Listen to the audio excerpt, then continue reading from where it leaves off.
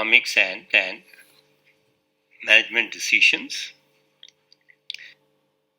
Contains 4 units, comparatively much smaller units. The first unit, 21, deals with economic profits, 22 with the break-even analysis, 23 with decision-making process, and 24 with leadership in economic decisions. So we start with unit 21. What is economic profit and what are the other classification of profits? How do they differ from the so-called economic profits?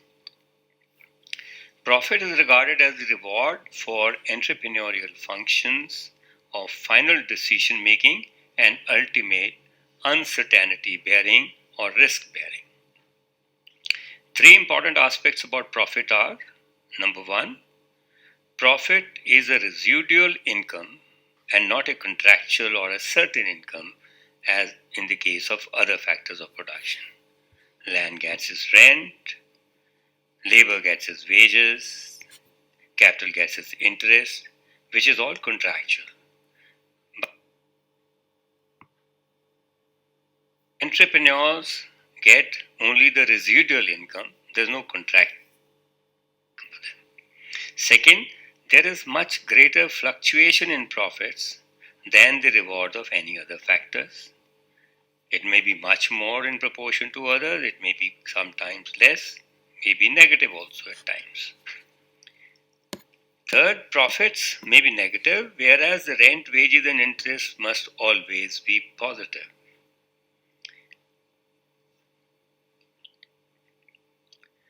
Profit is classified into various categories.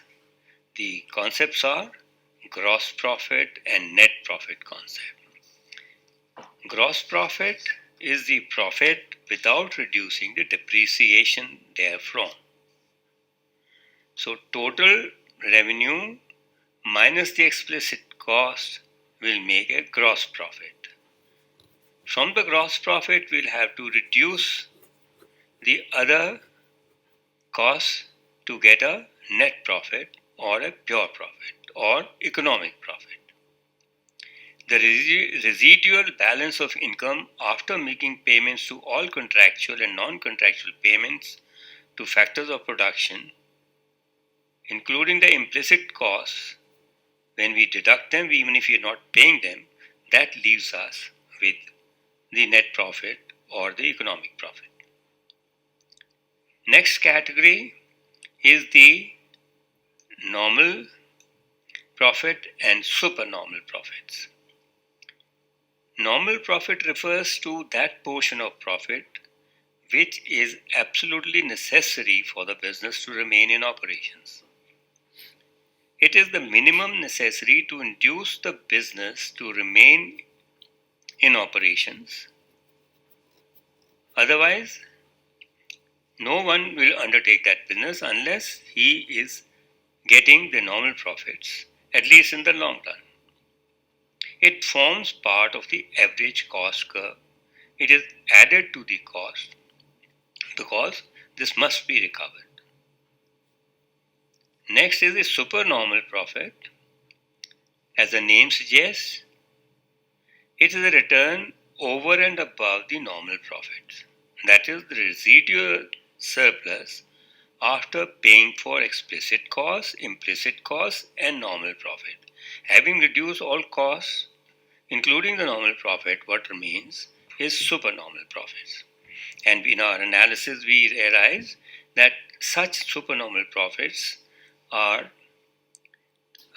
possible in a situation of monopoly or in short run with efficient firms in the other categories of competitive market. Then we come to accounting profit and the economic profit. Accounting profit is like our financial accounts show that, and the accounts people and the auditors are concerned with accounting profit.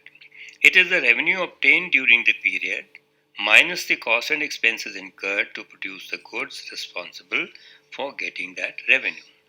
So accounting profits is total revenue minus the cost involved, that is your accounting profit. Now, this does not take into consideration expenses like entrepreneurs' wages, rental income on self owned land, interest on self employed capital, etc. That's the lacuna with the accounting profits.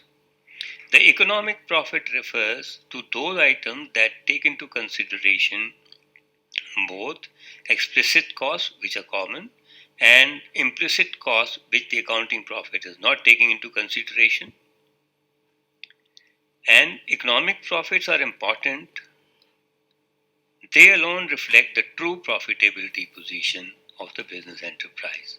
So, economic profit is equal to total revenue minus explicit costs plus imputed costs or the implicit costs. Or the other formula is economic profit equal to accounting profit minus the imputed cost.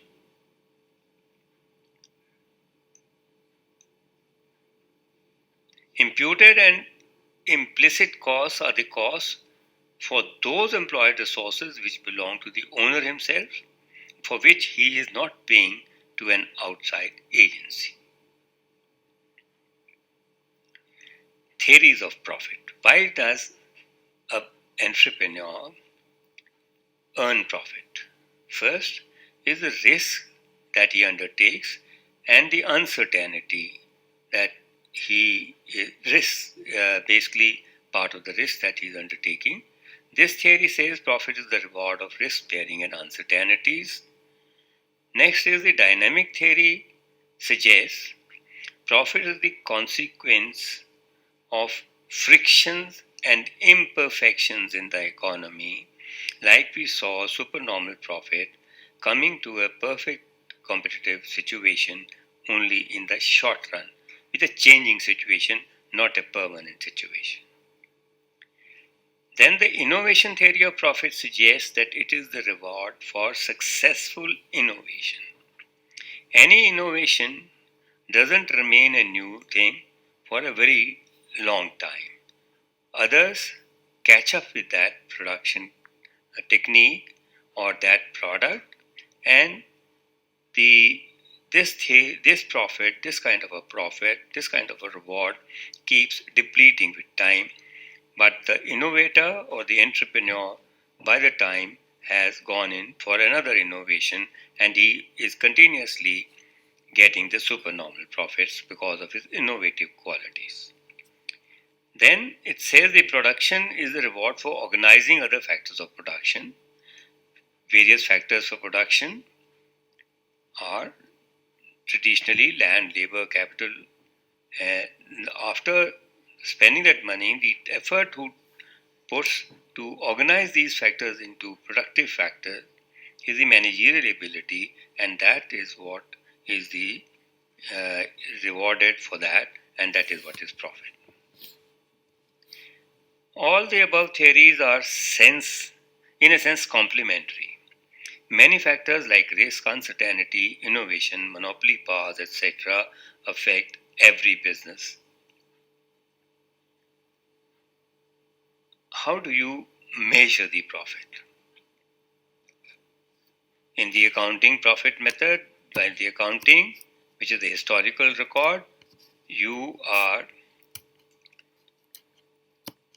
reducing the explicit costs, depreciation, valuation of stock, treatment of deferred expenses which you have enjoyed the benefit but you've not paid for, and the capital gains and losses.